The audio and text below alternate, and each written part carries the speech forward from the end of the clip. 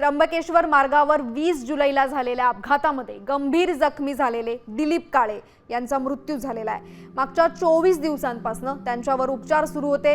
अपघातामध्ये त्यांच्या डोक्याला आणि छातीला गंभीर दुखापत झाली होती। मात्र हा अपघात खराब रस्त्यांमुळे झाला की इतर काही कारणांमुळे याबाबत महापालिका आणि पोलीस प्रशासनाकडून तपास सुरू आहे। तर दुसरीकडे मृत दिलीप काळे यांच्या कुटुंबियांनी हा अपघात खड्ड्यांमुळेच झाल्याचा आरोप केलाय।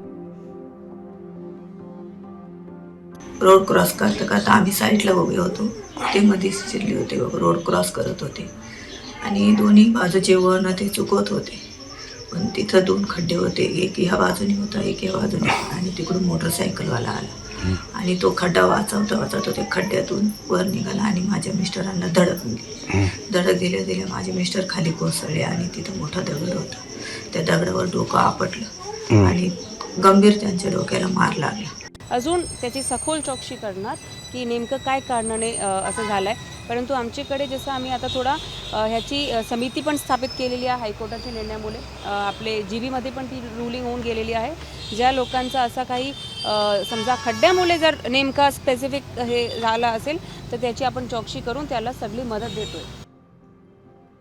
दरम्यान आतापर्यंत खड्ड्यांमुळे नाशिकमध्ये किती जणांना आपले प्राण गमवावे लागलेत, ग्राफिक्सच्या माध्यमातून समजून घेऊया।